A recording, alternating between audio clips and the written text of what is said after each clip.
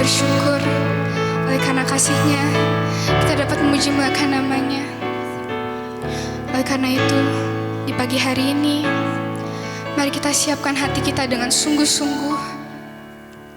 Mari kita nyatakan kemuliaan-Nya, bahwa Dialah Allah yang satu-satunya layak untuk ditinggikan, bahwa kita hanya berserah kepada-Nya, bahwa hanya Dialah juru selamat di kehidupan kita. Inilah sembah kami ya Tuhan.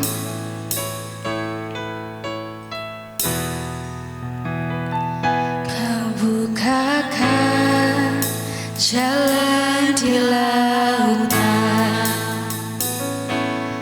mata air di padang gurun. Tiada yang sukar di matamu. Ku serahkan hidupku padamu. Kau bukakan jalan di lautan, mata air di padang gurun. Tiada yang sukar di matamu. Ku serahkan hidupku padamu. Ku berserah, ku berserah. Tuhan pegang seluruh hidupku. Berserah, ku berserah. Ku tahu Tuhan baik bagiku. Mari nyatakan sekali lagi dengan sungguh-sungguh. Kau bukakan jalan di lautan. Inilah sembah kami ya Tuhan. Mata air di padang gurun. Tiada yang sukar di matamu. Sungguh kami berserah. Ku serahkan hidupku padamu. Kami serahkan. Berserah, ku berserah.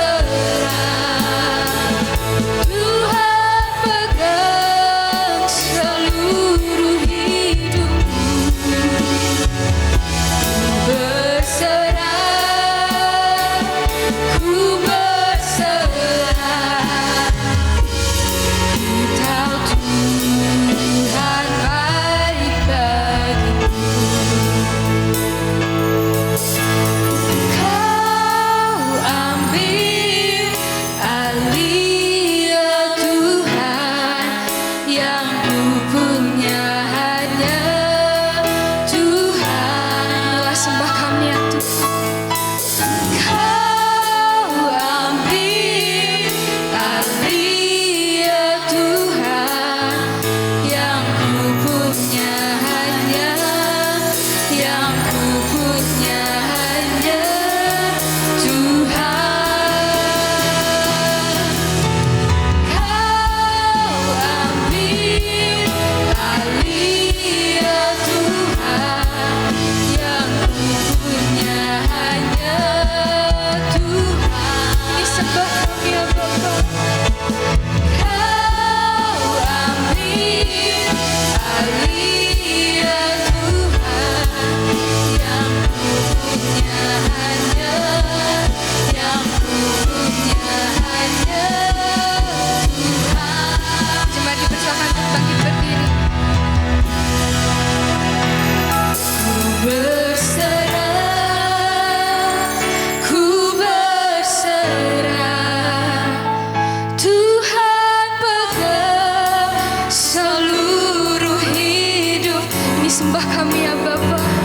Ku berserah, ku berserah. Ku tahu Tuhan baik bagiku.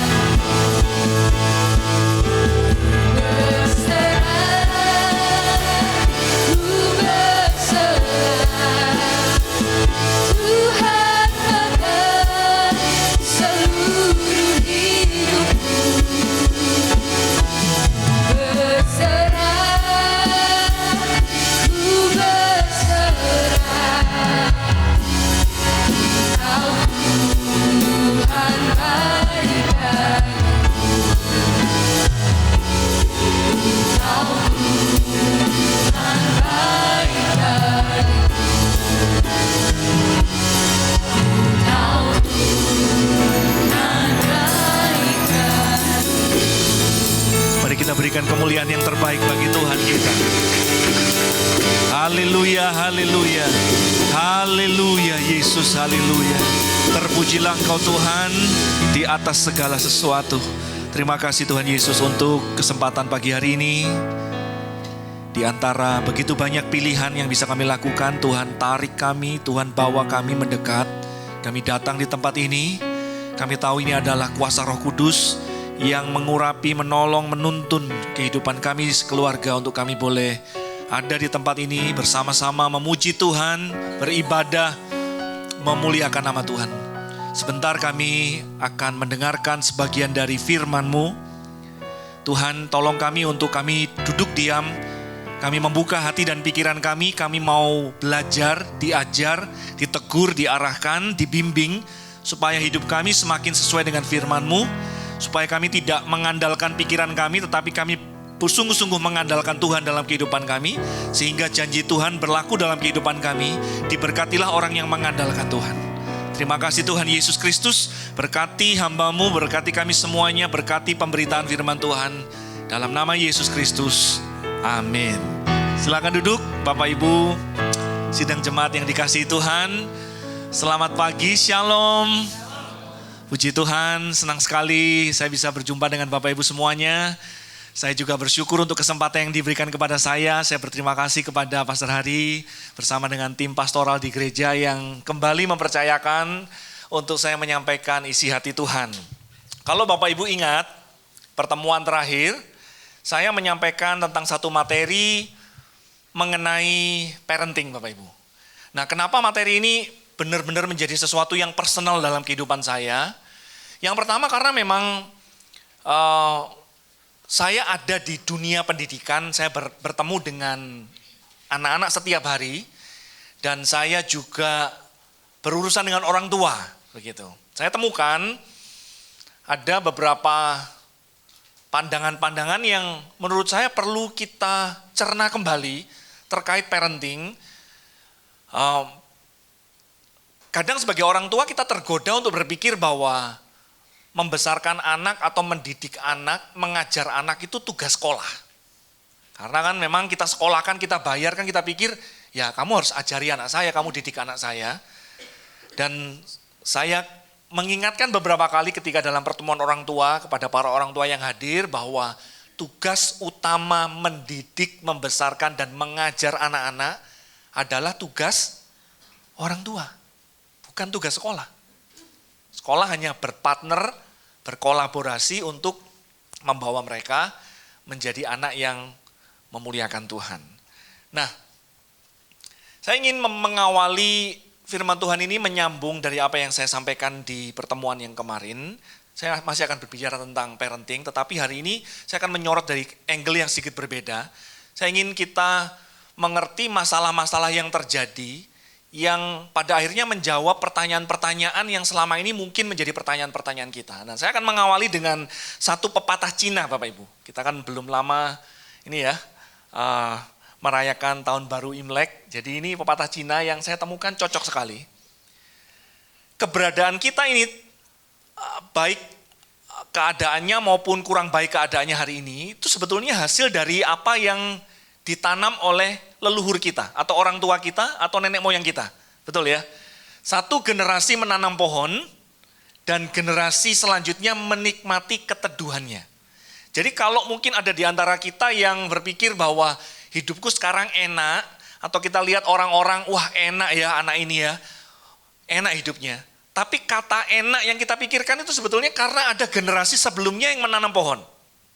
Itu sebabnya anak cucunya menikmati apa yang dilakukan oleh opa-omanya. Demikian sebaliknya, kalau kita merasa, wah aku gak beruntung banget aku lahir di keluarga ini, sebetulnya kita sedang mengarah ke sini.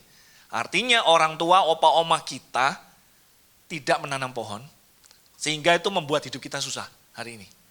Kita gak punya banyak fasilitas, gak bisa gerak banyak, mau kerja sulit karena ini. Mau sekolah tinggi gak bisa karena ini sebetulnya. Nah kalau kita hari ini mendengar generasi stroberi, generasi lembek, generasi rapuh, generasi yang gak punya semangat, pantang menyerah, saya sebetulnya melihat pola ini di sepanjang zaman sebetulnya. Jadi bukan hanya generasi sekarang saja. Kalau kita lihat polanya ini terjadi seperti ini Bapak Ibu. Yang pertama ada namanya generasi tangguh.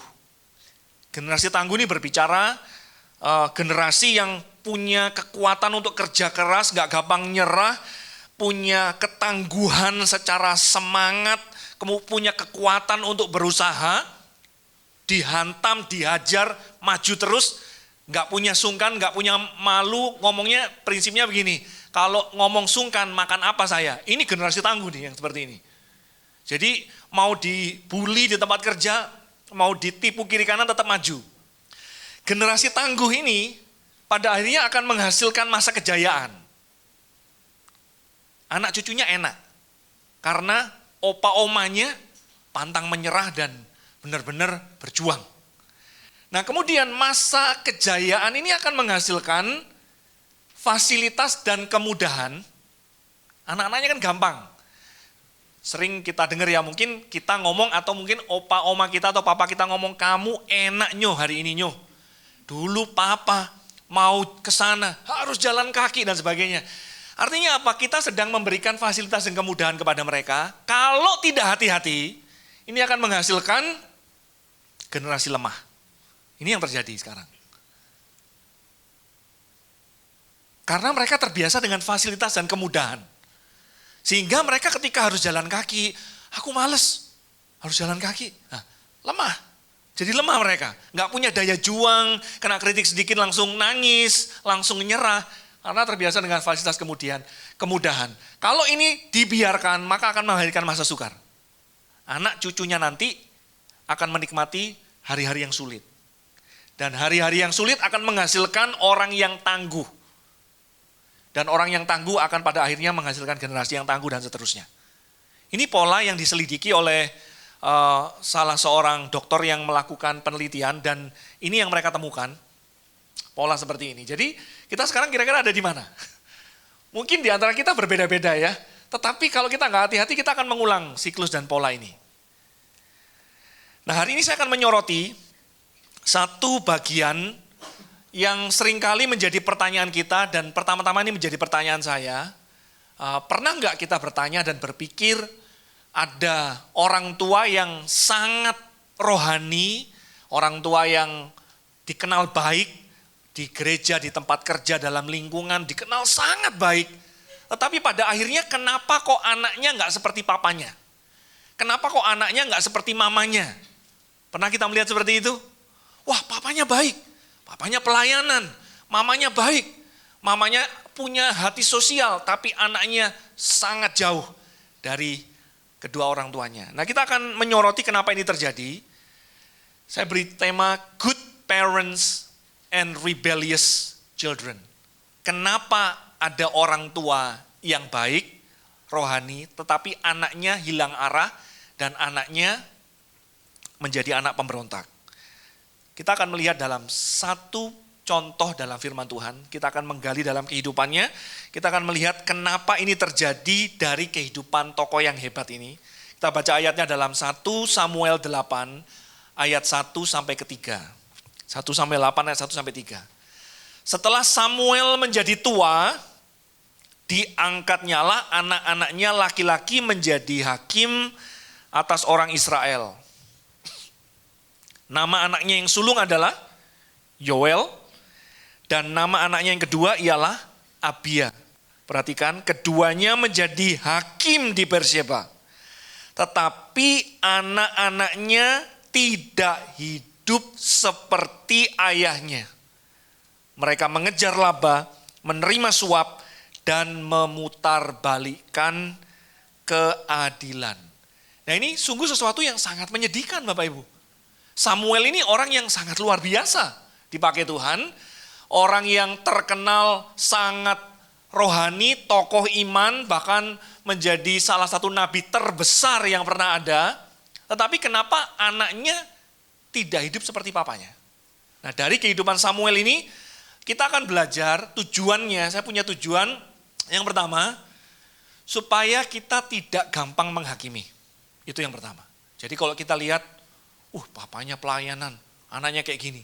Kita ngerti kenapa, sehingga kita nggak gampang menghakimi, tetapi kita lebih punya hati untuk membantu, mendoakan, dan menolong. Karena kita tahu.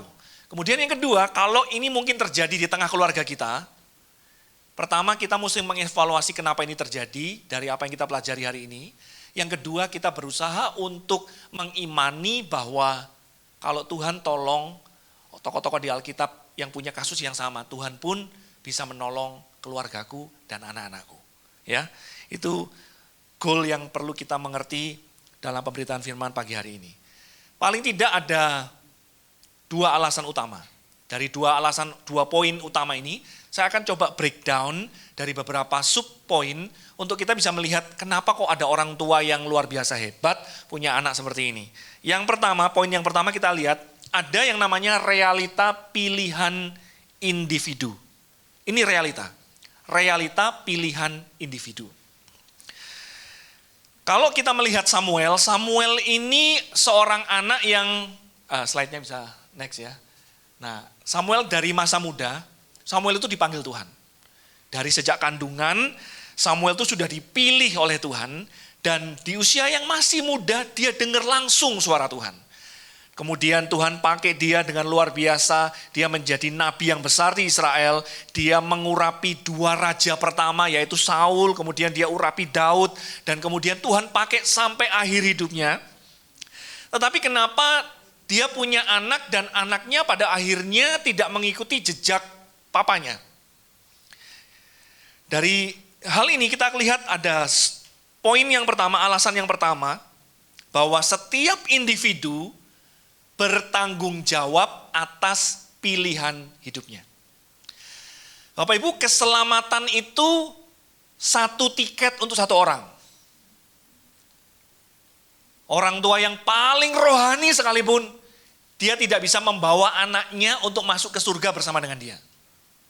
Anaknya harus ambil keputusan sendiri, apakah dia mau ikut Yesus atau tidak. Kita bisa ngajari dia tentang iman, kita bisa membawa dia ke gereja, kita bisa ngajak dia untuk ikut retreat, kita bisa suruh dia baca Alkitab dengan segala disiplin rohani, ajak berdoa tiap malam. Tetapi pada akhirnya anak itu sendiri harus ambil keputusan apakah dia mau ikut Yesus atau tidak. Dan saya lihat tidak ada hal yang paling menyedihkan kecuali melihat orang tua yang demikian beriman, tetapi dia bergumul dengan anak-anaknya yang belum mengambil keputusan mengikuti Yesus. Dan ini sesuatu yang menjadi luka Bapak Ibu. Di dalam Yeskiel 18 ayat 20 dikatakan orang yang berbuat dosa itu yang harus mati. Anak tidak turut menanggung kesalahan ayahnya dan ayah tidak turut menanggung kesalahan anaknya. Orang benar akan menerima berkat kebenarannya dan kefasikan orang fasik akan tertanggung atasnya. Artinya anak dan orang tua nggak ada hubungannya, masing-masing individu perlu mengambil keputusan dan pilihannya masing-masing. Sebagai orang tua, tugas kita memuridkan mereka, mengajar mereka, mendidik mereka di dalam iman. Tetapi pada akhirnya ada realita mereka harus ambil keputusan sendiri-sendiri. Setiap anak harus mengambil keputusan masing-masing. Apakah mereka mau mengikut Tuhan atau menolak Tuhan. Itu sebabnya bagi setiap orang tua, ketika anak itu dikaruniakan Tuhan, kita gendong, lucu ya, anak yang sangat kita cintai. Tetapi di hati setiap orang tua harus ada doa. Tuhan, bawa anak ini supaya kenal Tuhan. Bawa anak ini supaya cinta Tuhan. Bawa anak ini supaya ikut jalan-jalan Tuhan. Kenapa? Kita gak bisa. Kita butuh Tuhan. Puji Tuhan Bapak Ibu, itu menjadi doa saya. Sejak anak saya Cliff lahir, saya berdoa Tuhan, bawa dia kenal Tuhan. Saya ajari, saya muridkan, tapi saya tahu saya gak punya kekuatan untuk atau mengambil keputusan untuk dia. Dia yang harus ambil keputusan. Nah, puji Tuhan, minggu kemarin, tanggal 15 Februari, setelah bertahun-tahun dia meminta dan memohon kepada saya, tapi saya tunda, akhirnya Cliff dibaptis Bapak Ibu. Nah ini, dari 2 tahun lalu dia sudah minta, Daddy, can I get baptized? Saya tanya, kenapa kok kamu ingin dibaptis? baptis? Karena saya ingin menjadi pengikut Yesus. Saya tunggu dulu, nanti tahun depan. Nanti aku akan pertimbangkan, we'll see. Tahun depan dia minta, Kenai, bisa nggak saya baptis tahun ini? Masih belum. Dia tahun kemarin ini, di minggu kemarin, Dedi, aku sudah siap. Dan ini merupakan kerinduan hati setiap orang tua, Bapak Ibu. Kita melihat anak-anak kita benar-benar mengikut Tuhan, sungguh-sungguh cinta Tuhan, dan gak ada berkat yang lain yang lebih indah daripada kita lihat anak-anak kita seperti itu. Saya mau katakan, kita bisa sekolahkan mereka tinggi, dan itu gak salah. Kita bisa investasikan uang yang banyak supaya mereka punya pekerjaan yang bagus, kita bukakan toko, perusahaan, dan lain sebagainya. Tapi semua itu ada batasnya, Bapak Ibu. Tapi ketika kita bawa mereka kenal Tuhan, mereka kita bimbing untuk bergantung kepada Tuhan, kita bisa percaya bahwa ketika Tuhan menyertai, hidup mereka akan berhasil dan bersama dengan Tuhan. Amin. Nah, kemudian yang kedua, tadi yang pertama setiap individu punya pilihan ya. Jadi kita nggak bisa ngotot, mau paksa juga nggak bisa, karena setiap individu punya pilihan. Kemudian ada faktor yang kedua, yaitu faktor situasi kehidupan Samuel. Ini faktor situasi kehidupan Samuel. Dari faktor situasi kehidupan Samuel ini coba kita akan lihat kira-kira faktor situasi apa yang kita bisa pelajari sehingga hari ini kita bisa mengintrospeksi diri kita dan kita tidak terjebak dalam lubang yang sama. Yang pertama, kita melihat ada tuntutan pelayanan yang sedemikian besar. Di dalam 1 Samuel 7 ayat 15-17, Samuel itu memerintah sebagai hakim atas orang Israel seumur hidupnya. Dari tahun ke tahun ia berkeliling ke Betel, Gilgal, dan Mispa dan memerintah atas orang Israel di segala tempat itu. Bapak Ibu lihat ya, Samuel ini orang yang sangat sibuk sekali. Jadi kalau kita bisa terjemahkan di hari ini, Samuel ini menggambarkan orang tua yang sangat sibuk bekerja sampai nggak punya waktu dengan anaknya. Saya sadar bekerja itu penting, bekerja itu baik, bekerja itu perintah Tuhan, tetapi kita perlu menyadari keseimbangan dalam menyediakan kebutuhan-kebutuhan jasmani dalam kehidupan keluarga kita dan kebutuhan kehadiran kita di tengah keluarga. Karena anak-anak kita itu butuh mendapatkan tuntunan dan bimbingan. Anak kita ini bukan hanya butuh uang kita, anak kita butuh kita ada. Dia butuh tempat untuk ngobrol, tempat untuk cerita, tempat untuk dia bisa punya teman di sana. Tetapi kalau kita nggak punya waktu dan kita nggak menyediakan itu dan kita terlalu sibuk dengan kegiatan kita, maka mereka nggak menemukan figur itu. Berapa banyak di dunia ini sekarang figur yang kehilangan figur ayah. Dan ini membuat anak-anak menjadi anak-anak yang tidak terkendali, liar dan lain sebagainya. Karena apa? Mereka nggak punya figur ayah. Karena pada dasarnya tidak ada taman yang bertumbuh dengan indah. Slide selanjutnya. Karena nggak ada taman yang bertumbuh dengan indah tanpa investasi untuk merawatnya. Tidak ada. Anak-anak kita pun sama. Kita perlu menginvestasikan waktu untuk merawat, mendidik, mengajar mereka, untuk menolong mereka, membangun kedekatan dengan mereka. Karena kalau tidak, maka jangan heran kalau kita melihat anak-anak kita kenapa nggak mau dengar kita, anak kita jadi liar, anak kita menjadi seperti ini. Kenapa kok anak kita tidak seperti apa yang kita bayangkan dan kita harapkan? Karena kita tidak pernah menginvestasikan waktu untuk menuntun, membimbing, dan merawat mereka. Waktu orang tua untuk menolong anak ini sebetulnya sangat terbatas Bapak Ibu. Sangat terbatas sekali.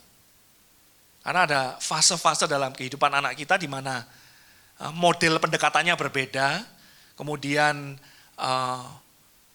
makin mereka dewasa makin sulit untuk kita arahkan. Nah saya membaca satu penelitian yang mengatakan bahwa figur ayah itu menentukan keberhasilan seorang anak. Figur ayah itu digambarkan dengan 3, Bapak Ibu. Yang pertama, dia harus menjadi figur yang dikasihi. Papa itu harus jadi orang yang disayang sama anaknya. Kenapa papanya disayang sama anaknya? Karena papanya sayang kepada anaknya. Anaknya tahu bahwa papanya sayang kepada anaknya, maka anaknya belajar untuk sayang kepada papanya. Sama seperti kenapa kita mengasihi? Karena Allah terlebih dahulu mengasihi kita. Makanya kita bisa mengasihi. Kemudian figur yang kedua itu, orang yang disayangi ini juga harus jadi orang yang ditakuti. Bukan disegani, tapi ditakuti. Kenapa? Karena anak harus belajar aturan. Di rumah harus ada aturan. Aturan itu berbicara tentang konsekuensi. Anak harus mengerti bahwa ada aturan, kalau kamu langgar ada konsekuensi. Nah, tetapi kalau kita hanya menyoroti ayah yang ditakuti karena ayah yang bikin aturan dan memberikan konsekuensi, maka nanti hubungannya itu akan jadi seperti hubungan antara seorang rakyat dengan raja. Anaknya akan takut sama papanya. Dan itu tidak sehat. Papa harus tetap jadi orang yang disayangi, tapi pada titik tertentu kalau aku melanggar aturan, aku harus takut sama papa. Kenapa? Papa adalah orang yang tegas dan disiplin. Tetapi yang ketiga, dia adalah figur yang dihormati. Nah ini disegani masuk di kata dihormati ini. Jadi kenapa papanya dihormati? Karena papanya juga menghormati anaknya. Tapi kalau figur ini nggak ada, ini berbahaya bagi anak kita. Kalau kita berusaha belajar untuk jadi figur yang dikasihi, figur yang menjadi orang yang ditakuti karena ada aturan dan kamu gak boleh main-main dengan aturan ini, figur yang dihormati, maka dari penelitian itu saya temukan anak-anak yang memiliki figur ayah seperti ini punya tingkat keberhasilan itu katanya 80%. 80%. Nah ketika figur ayah ini hilang, apa yang terjadi dengan anak-anak? Sangat berbahaya Bapak Ibu. Yang kedua, dalam faktor situasi kehidupan Samuel, itu ada faktor lingkungan. Jadi yang pertama tadi, kita perlu belajar tentang jangan terlalu sibuk, kita harus ada bersama dengan anak-anak kita. Tuntutan pelayanan Samuel yang sangat besar itu bisa jadi harganya sangat mahal kepada anak-anaknya. Kenapa Yoel dan Abia jadi seperti itu? Karena Samuel bisa jadi nggak punya waktu sama anak-anaknya. Dan itu kita lihat di mana-mana. Yang kedua, pengaruh lingkungan. Nama anaknya yang sulung ialah Yoel, nama anaknya yang kedua ialah Abia. Keduanya menjadi hakim di Beersheba. Nah, apa yang kita bisa pelajari dari ayat ini? Kita bisa lihat dari Beersheba. Mereka dipercaya menjadi hakim di satu tempat namanya Beersheba. Kalau kita lihat di peta, Beersheba itu bagian selatan Israel. Daerah yang tidak dikenal dengan kerohaniannya. Beersheba ini dikelilingi dan berbatasan dengan penduduk yang tidak takut Tuhan dan tidak kenal nama Yahweh. Orang-orang kafir, orang-orang nggak kenal Tuhan, menyembah dewa-dewa yang lain.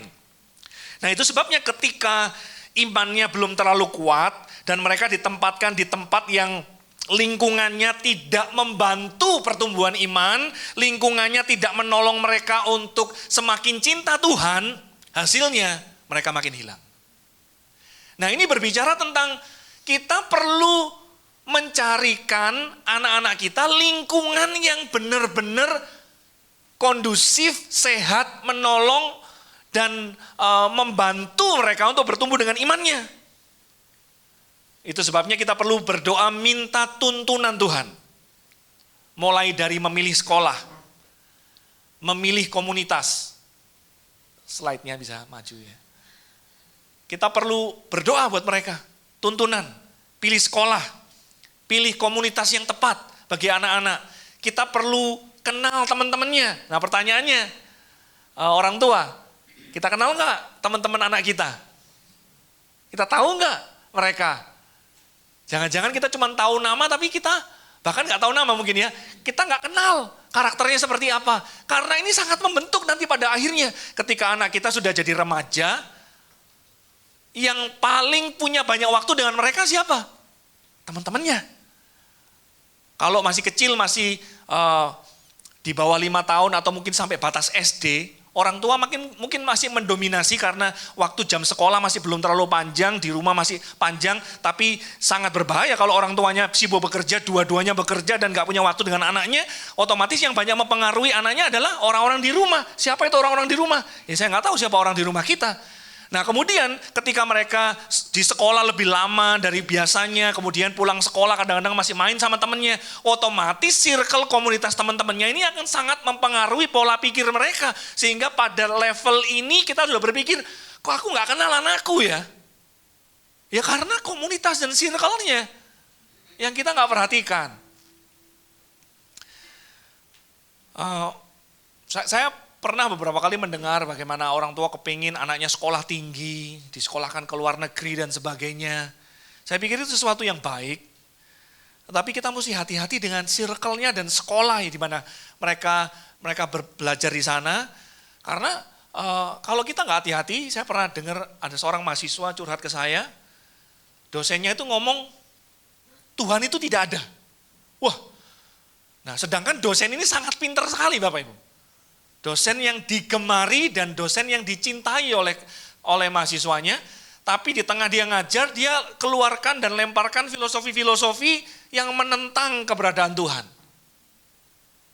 Nah kira-kira kalau kita nggak pernah ngajari anak kita tentang iman, ngajak ke gereja, kalau dia nggak mau ya udah kita biarin di rumah saja, wis kasihan anak-anak udah sekolah seminggu, terus ketemu dengan dosen yang dicintai dan dikagumi dan ngajari seperti itu, kira-kira kalau mereka ikut, kita nggak usah kaget. Karena circle-nya.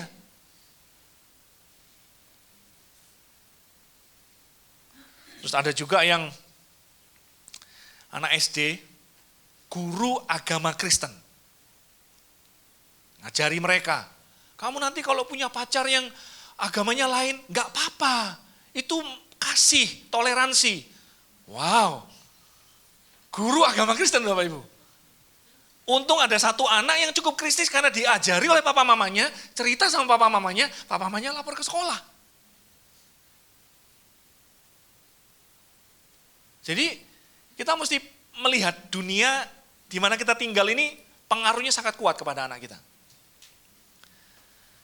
Kemudian yang selanjutnya ya, dari faktor situasi Samuel ini, yang ketiga ada beban ekspektasi.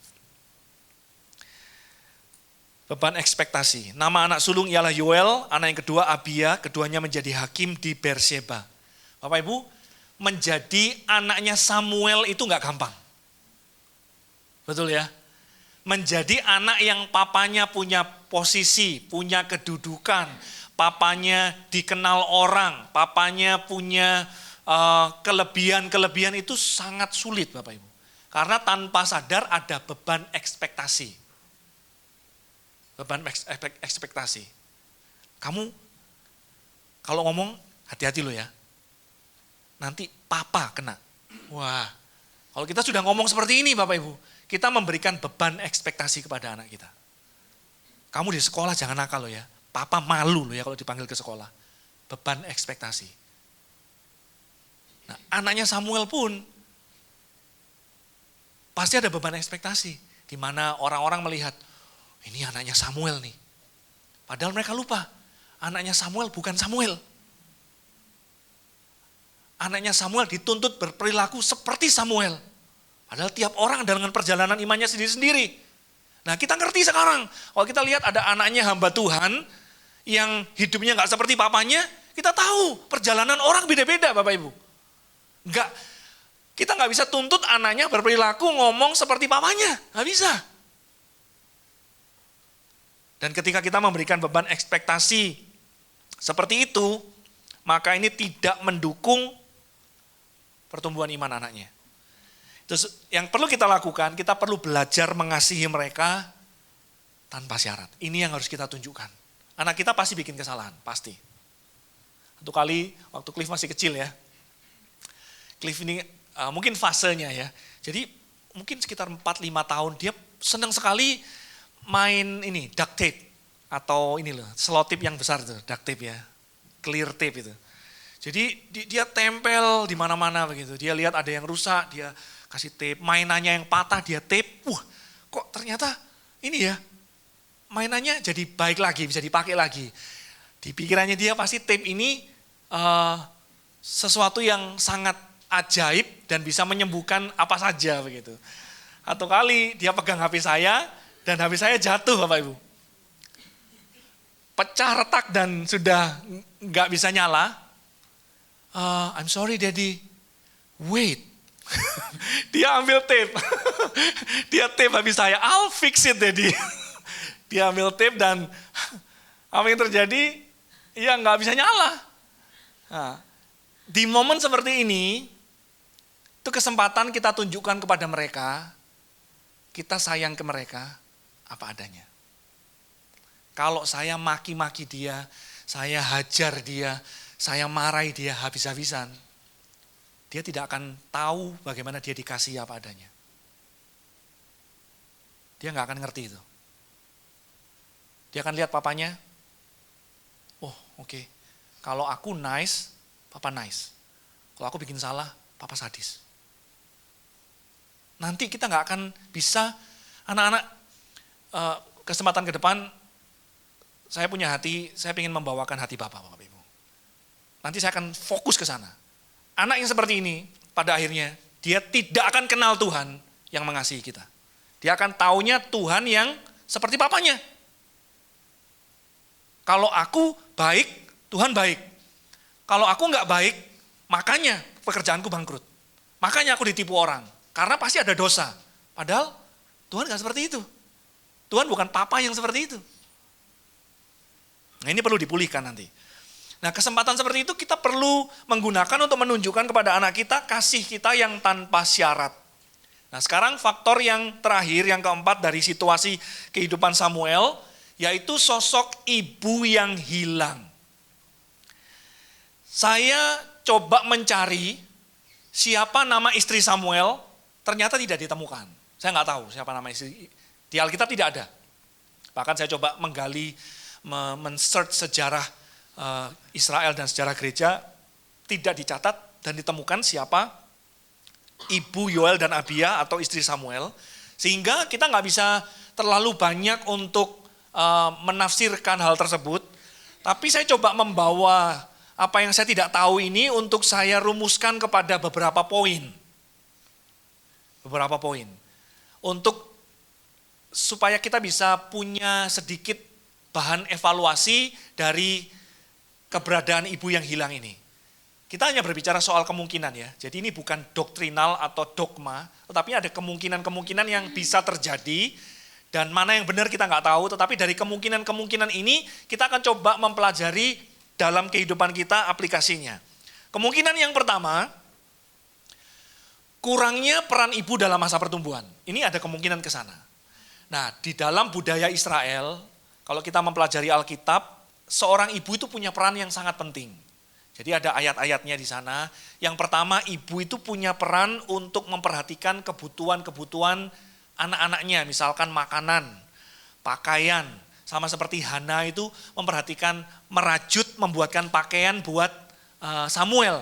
Dari sejak kecil, tahun ke tahun dia bawakan pakaian, kebutuhan jasmani.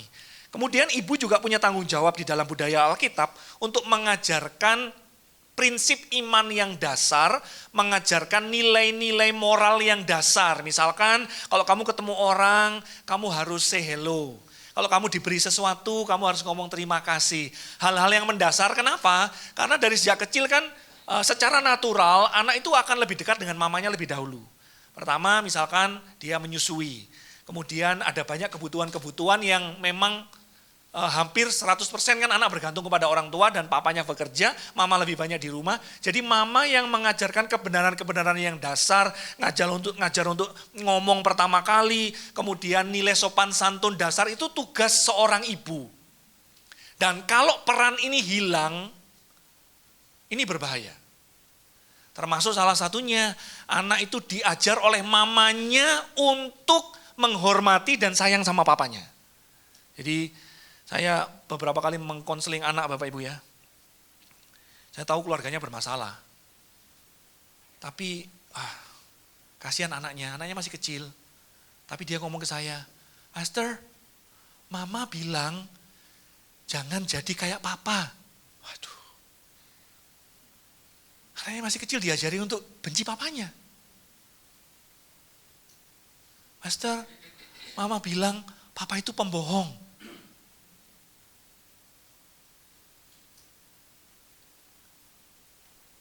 Saya berusaha, saya nggak bisa masuk ke keluarganya.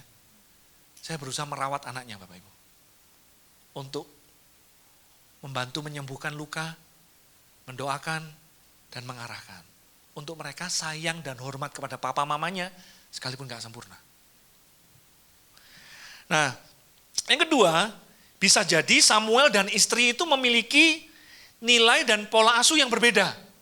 Nah, ini sering sekali terjadi. Saya yakin sedikit banyak itu terjadi dalam kehidupan rumah tangga kita. Kenapa? Karena kita dibesarkan oleh orang tua kita dengan cara tertentu. Kemudian istri kita atau suami kita dibesarkan oleh orang tua dengan cara dan pola asuh yang beda. Jadi itu pola asuh yang kita tahu, kemudian ketika kita punya anak, kita kepingin mengajarkan pola asuh berdasarkan apa yang kita tahu dari papa mama kita, dan itu beda dengan suami atau istri kita, ini jadi masalah. Jangan dikasih mainan. Loh, ini lo masih anak-anak ya biarinlah dia bermain. Nah, misalkan seperti itu ya. Tapi kalau kita tidak berusaha untuk menyelesaikan ini, anak punya standar ganda. Dan ini yang membuat pada akhirnya hasil akhirnya nggak baik kepada anak kita. Papa bilang begini, mama bilang begini. Kalau dia butuhnya ini datangnya ke papa. Kalau dia butuhnya ini datangnya ke mama. Karena dia tahu papa sama mama ini beda. Nah ini perlu kita selesaikan Bapak Ibu. Kita perlu membicarakan, mendiskusikan, dan pada akhirnya sepakat. Bagaimana cara kita untuk mendidik anak-anak kita. Mungkin istrinya ketika dia masih kecil dimanja sama papanya, dekat sama papanya, otomatis lah istri ya, wanita biasanya dekat sama papanya. Kemudian papanya punya ayah yang sangat ganas, sangat keras. Nah kemudian dia berusaha mengajarkan itu atau menerapkan itu kepada anak-anaknya, sedangkan istrinya nggak pernah dipukul sama papanya, nggak pernah ditegur, selalu dimanja. Ini bisa jadi konflik. Bisa jadi konflik. Anak kita jadi korban. Diam-diam. Kayak Yakub sama Esau ya. Diam-diam, mamanya gak usah ngomong papa. Wis ini kamu tak kasih. Wah, gak usah ngomong mama ya. Wah, kalau terjadi seperti ini, kita mesti hati-hati Bapak Ibu. Ya. Kemudian yang ketiga kemungkinannya, istri Samuel itu meninggal ketika anak-anak masih kecil. Ini juga saya berbicara kemungkinan ya. Ketika single parent, ini berbicara tentang single parent, itu sesuatu yang sangat berat karena seorang wanita atau seorang pria harus memerankan kedua peran orang tua yang berbeda sesungguhnya. Tapi ketika single parent kita harus kerja keras, tetapi kita nggak bisa punya banyak waktu dengan anak kita. Dan pada akhirnya anak-anak kita harus kita relakan untuk bisa besar dengan sendiri. Ini sangat berat sekali kalau sampai ini terjadi dalam kehidupan kita. Ada ironi bahwa kita nggak bisa memaksa anak kita untuk mengikut Tuhan. Ini kesimpulan dari bagian yang pertama. Ini adalah keputusan yang harus mereka ambil. Tetapi saya ingin memberikan pesan positif di akhir poin yang pertama ini. Bapak Ibu, percayalah bahwa Tuhan itu jauh lebih mencintai mereka, anak-anak kita, daripada kita mencintai anak-anak kita. Kita lihat ada banyak tokoh Alkitab pun yang pernah hilang. Anak bungsu hilang, Daud pernah hilang, tetapi kita melihat pada akhirnya mereka pulang Bapak Ibu. Bukan karena kekuatan orang tuanya atau hebatnya orang tua mengajar dan mendidik anak-anaknya, tetapi semata-mata karena kesimpulan poin yang kedua, Tuhan jauh mencintai, lebih mencintai anak-anak kita daripada kita mencintai anak-anak kita. Kalau Bapak Ibu lihat tokoh yang namanya Billy Graham, saya pikir kita semuanya kenal ya Billy Graham ya. Tokoh yang sangat luar biasa hebat, dihormati di mana-mana tempat. Dia membawa jutaan orang untuk datang kepada Kristus. Tetapi kalau kita mempelajari anaknya, Franklin Graham, dia sangat kepahitan dengan papanya. Orang mengeluh-elukan papanya, dia melihat papanya ini sesuatu yang berbeda sekali. Ini orang yang gak punya waktu buat saya. Karena papanya selalu keliling dan sibuk. Dan di usia yang masih sangat muda dia udah mulai merokok, mulai hidupnya sudah betul-betul dihancurkan. Kenapa? Cari perhatian papanya. cari perhatian papanya.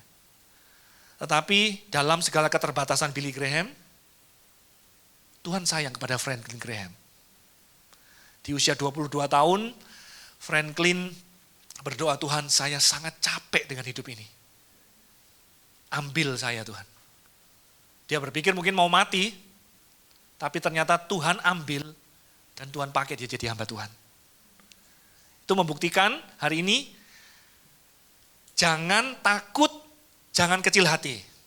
Mungkin kita belum menjadi orang tua yang ideal seperti apa yang saya sampaikan, saya pun masih belajar Bapak Ibu.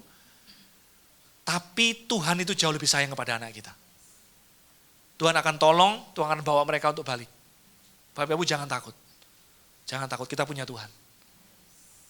Bagi anak-anak muda, ini pelajarannya untuk ke depan ya. Kalian akan membangkitkan generasi yang baru. Jadilah orang tua yang sesuai dengan firman Tuhan. Bagian yang kedua yang terakhir, ada bahaya kedudukan atau jabatan yang diturunkan. Kalau kita melihat logo ini, tentu ini logo yang mewah ya, barang mewah yang seringkali kita lihat dipakai oleh orang-orang yang top. Ini dirintis oleh seorang yang namanya Guccio Gucci, tahun 1930-an. Guccio Gucci ini seorang pekerja keras, generasi tangguh. Dia merintis dari nol, dia kepingin membuat satu produk dari kulit yang sangat luar biasa mewah, yang eksklusif dipakai oleh orang-orang yang high end. Nah, itu keinginannya. Dan setelah dia rintis dengan usaha keras, merek Gucci ini menjadi cukup terkenal di Italia dan dipakai, digemari oleh orang-orang berada. Dia punya anak laki-laki, satu anak laki-lakinya ini sangat pinter marketing Bapak Ibu. Sehingga dia diutus pergi ke Amerika untuk memasarkan Gucci. Dan karena dia pinter, berhasil membuat Gucci ini digemari di Amerika di kalangan atas. Mulai dari saat itulah Gucci ini mulai mendunia. Tahun 40-an, 40-50-an ya. Kemudian dia punya anak laki-laki lagi yang satu, sangat pinter sekali finance dan manage. Sehingga lengkaplah sudah keluarga ini, satu anak pinter marketing, satu anak pinter untuk mengelola keuangan dan bisnis di dalam. Dan bisnis ini menjadi sangat luar biasa besar. Tetapi ada satu hal yang hilang. Dua anaknya ini bersaing untuk jadi nomor satu. Mereka berpikir nanti kalau papa nggak ada, siapa yang akan pegang perusahaan jadi nomor satu. Nah, persaingan yang terjadi ini tidak terdeteksi oleh papanya dan tidak diselesaikan oleh papanya. Sehingga ketika papanya tidak ada, mereka bersaing dengan terbuka dan sengit sampai masuk ke pengadilan Bapak Ibu. 15-20 tahun menuntut itu enggak selesai-selesai, sampai di tahun 70-an uang perusahaan habis. Dan harus disuntik dana dari luar, jual saham, sampai awal tahun 80, 90, nama Gucci ini melesat, dikenal oleh seluruh dunia. Tetapi keluarga ini sahamnya habis, tidak tersisa. Jadi kalau kita melihat produk Gucci yang dirintis oleh Guccio Gucci, keluarganya tidak punya saham sama sekali hari ini. Karena diambil alih oleh orang lain semua. Tragis ya, ngenes ya. Karena ada bahaya kedudukan atau jabatan yang diturunkan. Saya percaya ini Bapak Ibu. Jabatan dan posisi itu bukan keturunan. Itu panggilan. Nah, ketika ini dipaksakan untuk kita turunkan, kita menghadapi bahaya ini. Termasuk Samuel. Samuel menurunkan posisi dan kedudukan sebagai hakim kepada anaknya, dan kita belajar dari hal ini, ada bahaya kedudukan dan posisi yang diturunkan. Kita lihat anaknya ya, ketika dia diberi kekuasaan untuk meneruskan jabatan Samuel tanpa melalui proses pemilihan Tuhan, kita melihat ada kemunduran iman. Tahapan kemunduran iman itu yang pertama dikatakan tadi, dia mengejar laba. Dia nggak cari Tuhan, dia cari uang. Dia tidak melayani Tuhan, dia melayani daging. Nah, Bapak Ibu harus hati-hati sebagai orang tua, kita mesti lihat tahapan-tahapan ini. Ketika dia sudah mulai nggak cari Tuhan, motivasinya mulai keliru, kita lihat dari sikap tingkah laku perkataannya, dia mulai tidak mencari Tuhan dan motivasi yang benar, maka kalau kita biarkan ini masuk ke tahap yang kedua atau langkah yang kedua, karena dia mencari ngejar laba, mau nggak mau dia terima suap. Gimana kita bisa dapat laba yang lebih? Kan dia tugasnya jadi hakim.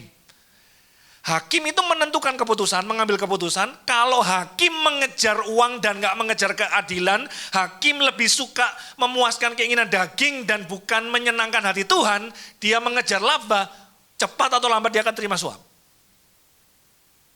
Dan pada akhirnya kalau dia sudah membuka diri menerima suap, kan gak mungkin kita hanya menerima suap dari orang yang benar saja. Pada akhirnya langkah yang ketiga yang terakhir, dia putar balikan keadilan. Dan itu kata ayat yang kita baca tadi yang pertama. Mereka mengejar laba, mereka menerima suap, dan mereka memutar balikan keadilan.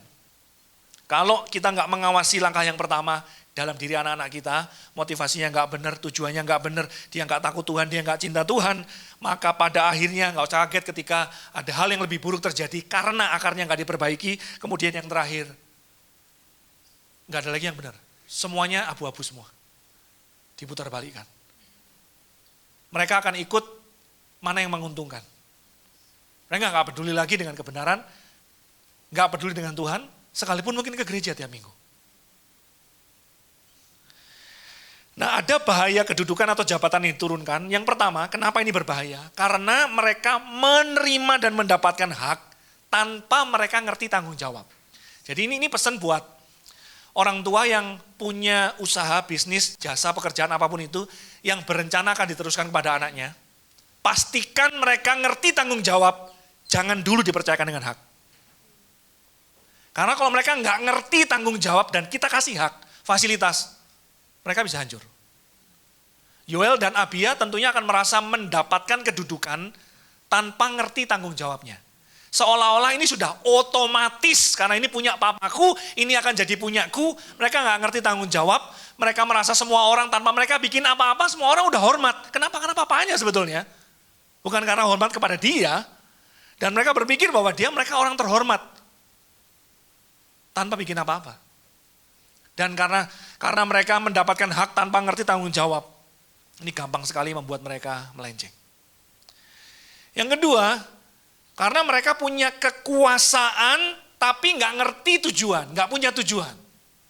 Papanya beda, yang ngerintis beda. Aku pengen melakukan ini karena ini, tujuanku ini. Aku pengen melakukan ini dengan tujuan, aku pengen supaya produkku seperti ini, supaya orang terbangun dan sebagainya. Setelah ini naik, anaknya menikmati, anaknya dapat kekuasaan, tapi nggak ngerti tujuannya. Sehingga dapat uang banyak, nggak punya visi.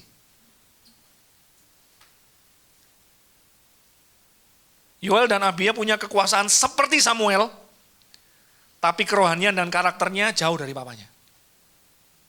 Jadi kita mesti bisa melihat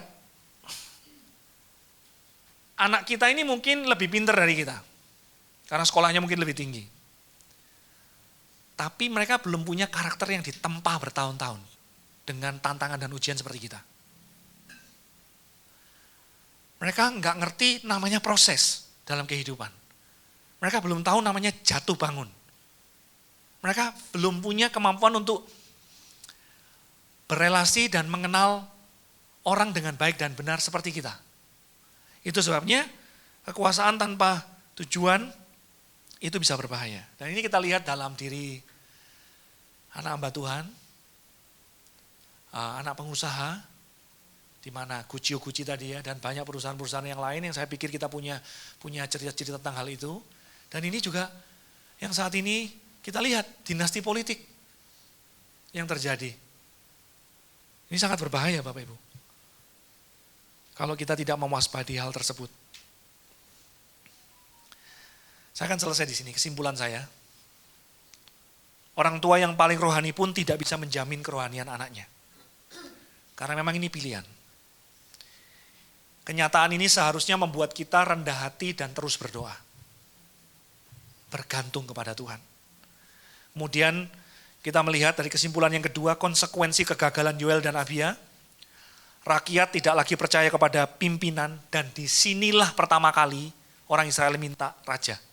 Karena Yoel dan Abia. Kemudian pada akhirnya membuka jalan kejahatan bagi orang lain. Anaknya ini aja bikin kayak gini. Masa saya nggak boleh? Tanggung jawab kita besar ya Bapak Ibu ya. Kita nggak bisa melakukannya sendiri. Saya kalau malam berdoa, saya ketakutan Bapak Ibu. Bisa nggak saya? Tapi saya tahu, saya pelajari hal ini untuk menguatkan iman saya pertama-tama. Bahwa di tengah kelemahan saya, Tuhan akan tolong dan mampukan kita semuanya. Amin. Tuhan Yesus memberkati kita. Haleluya. Mari kita sejenak datang kepada Tuhan. Kita berdoa secara khusus untuk keluarga kita Bapak Ibu. Haleluya. Kiranya Tuhan berkenan memberkati rumah keluargaku. Apa yang Tuhan berkati, diberkatilah untuk selamanya. Kiranya Tuhan berkenan memberkati rumah keluargaku. Apa yang Tuhan berkati, diberkatilah untuk selamanya. Sebab Tuhan melindungi, Tuhan menyinari dengan wajah-Nya, memberi kasih karunia, damai sejahtera. Tuhan Yesus berkati.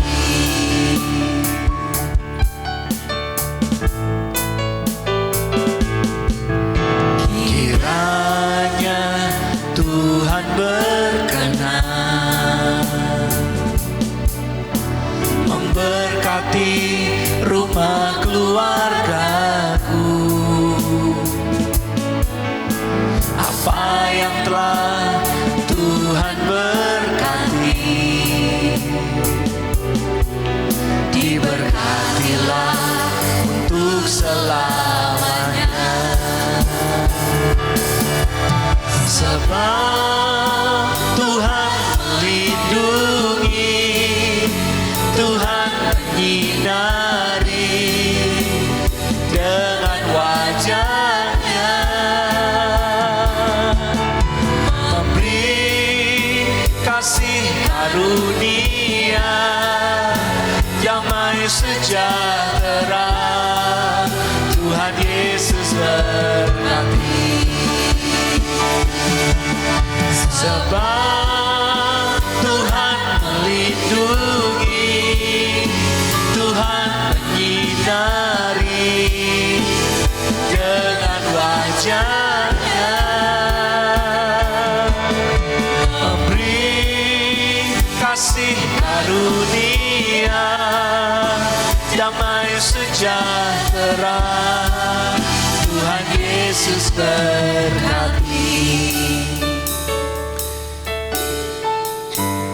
Bapa dalam surga, kami mengangkat keluarga kami ke dalam tangan-Mu. Tuhan, kami mengakui kami sangat terbatas. Kami lemah, kami tidak berdaya, dan kami tidak mampu.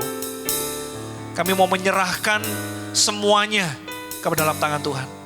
Tuhan, kami mengakui kami bergantung kepada Tuhan. Kami menyerahkan setiap anak-anak kami ke dalam tangan Tuhan. Kami menyerahkan cucu kami ke dalam tangan Tuhan. Mereka ada dalam tangan-Mu, genggaman-Mu. Tuhan, tolong mereka. Tuhan, pegang mereka, tuntun mereka. Bawa mereka datang kepada Tuhan. Bawa mereka untuk kenal Tuhan. Dan hidup bergantung hanya kepada Tuhan. Tuhan, kami tahu kami gak mampu. Hanya Tuhan yang sanggup. Itu sebabnya kami serahkan ke dalam tangan-Mu. Hari ini kalau ada anak-anak kami yang hidup jauh dari Tuhan, tidak kenal Tuhan, tidak takut Tuhan, dengan hancur hati, rendah hati, kami terus berdoa buat mereka Tuhan. Tangan kami terbatas, tapi tangan Tuhan tidak terbatas. Tuhan, biar belas kasihan Tuhan turun kepada anak-anak kami ini. Bawa mereka kembali kepada Tuhan. Bawa mereka untuk kenal Tuhan. Proses mereka untuk bisa memuliakan Tuhan dalam hidup mereka. Diserahkan keluarga kami ke dalam tangan-Mu. Kami percaya ada tugas tanggung jawab yang besar yang Tuhan percayakan. Tolong kami belajar dari Samuel. Dan tolong kami untuk bisa sungguh-sungguh mengimani bahwa Tuhan, Kau akan membawa keluarga kami untuk jadi berkat dimanapun kami berada. Dalam nama Yesus Kristus, haleluya, amin.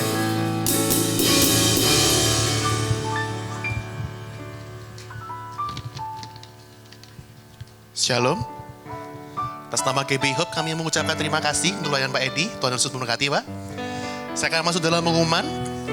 Bagi Bapak Ibu Saudara yang ingin memberikan persembahan, dapat mengambil amplop yang ada di depan Bapak Ibu Saudara dan memasukkan ke dalam kotak persembahan yang ada di depan pintu keluar setelah ibadah ini selesai. Untuk ibadah online dapat diakses kurang lebih jam 1 siang nanti. Linknya akan diinformasikan melalui grup WhatsApp gereja. Untuk membangun keintiman dengan Tuhan, gereja mengajak semua jemaat untuk menyembah Tuhan di rumah masing-masing setiap jam 8 malam. Saudara bisa mengajak seluruh anggota keluarga untuk terlibat dalam penyembahan.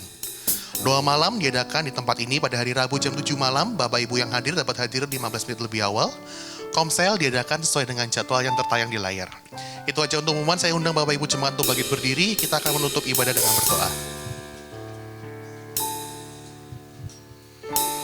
Tuhan Yesus yang baik, kami bersyukur karena Engkau begitu baik. Kasih karunia-Mu telah memperbolehkan kami untuk berkumpul tempat ini, untuk beribadah, memuji, meninggikan nama-Mu, dan untuk mendengarkan firman-Mu yang luar biasa Tuhan. Biarlah firman yang kami terima hari ini bisa menjadi rema dalam kehidupan kami, dan kami bisa menghidupinya dalam kehidupan kami sehari-hari. Kami juga bawa Pak Edi yang menyampaikan firman-Mu, berkatilah dia, pelayanannya, sehingga dimanapun dia pergi, nama-Mu yang dipermuliakan. Berkati juga keluarganya dan serta semuanya Tuhan yang dia pekerjakan, sehingga nama-Mu yang dipermuliakan selalu. Kami juga berdoa bagi Bapak Gembala kami, Bapak Hari, berikan dia kesehatan, hati sebagai gembala yang daripada-Mu, sehingga kami domba-domba-Mu bisa semakin mengenal-Mu, dan juga berkati istri serta anak-anaknya Tuhan. Kami juga berdoa bagi seluruh pelayan Tuhan yang melayani, baik itu WL, guru sekolah minggu, pemain musik, semuanya Tuhan.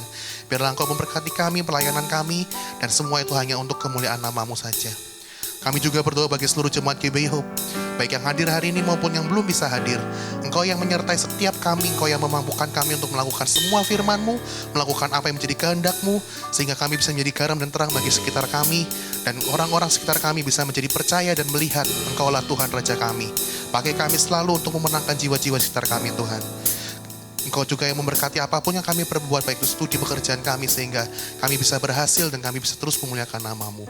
Kami juga berdoa bagi lingkungan kami, masyarakat sekitar kami, kota kami, negara kami Indonesia Tuhan. Engkau yang curahkan hujan pertobatan lawat negeri kami, sehingga Indonesia bisa semakin memuliakan nama-Mu dan negeri ini bisa menjadi untuk-Mu Tuhan.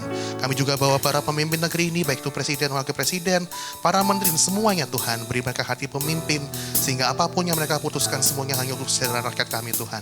Terima kasih Tuhan, kami juga berdoa untuk persembahan kami, biar kami bisa memberi dengan hati yang tulus dan persembahan ini bisa dipergunakan untuk memperlebar kerajaan-Mu di muka bumi. Terima kasih Tuhan, sebentar kami akan pulang, kami siap untuk menerima berkat daripada-Mu. Mari kita angkat kedua tangan kita.